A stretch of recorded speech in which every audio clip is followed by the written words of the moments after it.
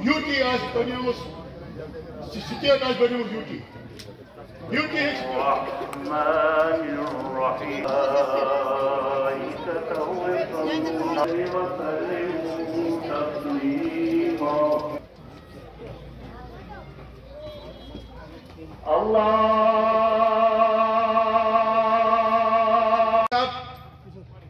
और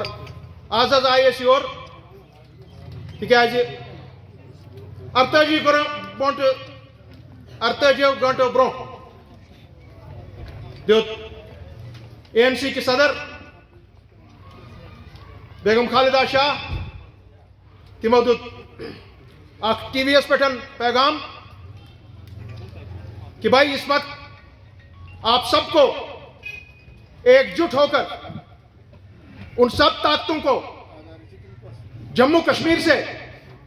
लखनपुर से पार कर देना है जो यहां पर जिन्होंने हमारी बका के साथ, हमारी इज्जत और नफ्स के साथ, जम्मू कश्मीर के आईन के साथ, दफा 370 के साथ, हमारे बच्चों के साथ, हमारी माओं के साथ, बहनों के साथ, हमारे भाइयों के साथ जिस तरीके का सलूक किया, वो हम तमाम मिलकर उसको जो फैसला आपने 5 अगस्त 2019 को पार्लियामेंट के जरिए आपकी कोशिश है कि दफा 370 को हमेशा के लिए दफन कर दिया जाए। बुश पानी पार्टी प्रेसिडेंट की तरफ जनाब फारूक अब्दुल्ला साहब की तरफ जनाब उमर अब्दुल्ला साहब की तरफ ये तनिमो शुक्रिया अदा करें जनाब हमशेर सन खालिदा बेगम शाह साहब तमो को रात ऐलान कि इसे करो हमायत सान नेशनल काउंसिल कैंडिडेटन आज की जो रैली है, क्या कुछ मकसद आज की रैली का? आज मकसद सिर्फ इतना था कि एक यूनाइटेड अप्रोच लेकर हम पूरे कश्मीर के तीनों खित्तों में, हमारे तीनों पार्लियामेंट कॉन्स्टिट्यूंसी में और उसके अलावा लेह और करगिल में जो इंडिया अलायंस के नेशनल कॉन्फ्रेंस के 3 कैंडिडेट्स वादी कश्मीर से हैं और लद्दाख का जो कैंडिडेट है इंडिया अलायंस का, उन सबको वोटों की भारी अक्सरियत से कामयाब कराना हम सब का, हर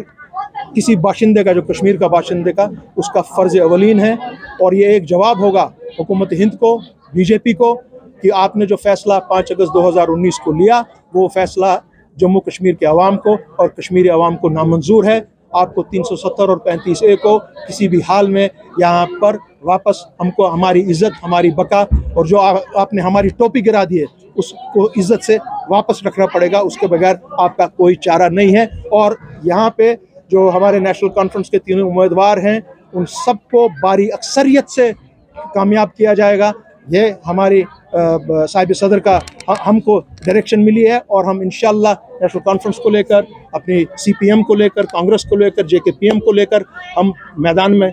हम भी अभी ये तो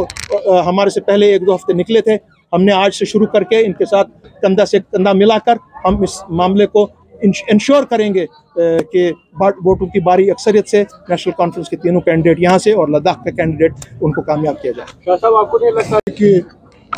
आज की जो रैली थी ये अवामी नेशनल कॉन्फ्रेंस इंडिया अलायंस के इन्होंने ये इनिशिएट लिया है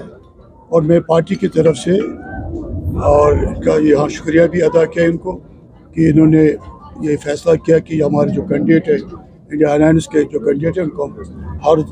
जगह सपोर्ट करेंगे और साथ साथ लद्दाख के कैंडिडेट के लिए भी उन्होंने कहा यह है कि इस वक्त जो लहर है लोग समझ रहे हैं कि हमें क्या करना है। लोगों में ये हो गया कि अगर इस वक्त जो हमारे कैंडिडेट है हमारे नार्थ से उमर साहब और मियाँ साहब और आगा रोला साहब, इनको ये लोगों को पता है कि जो यहाँ की असली तर्जुमान जो तंजीम है वो नेशनल कॉन्फ्रेंस है। नेशनल कॉन्फ्रेंस ने हमेशा ये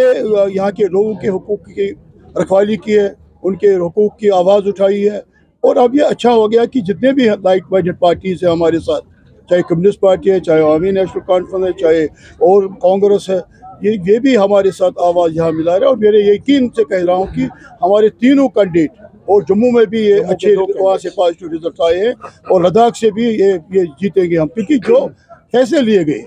देखिए जो वन साइडेड फैसला लिया गया ये हमने कभी नहीं देखा कि रियासती असम्बली रियासत के लोगों के बगैर ही कोई पार्लियामेंट फैसला ले।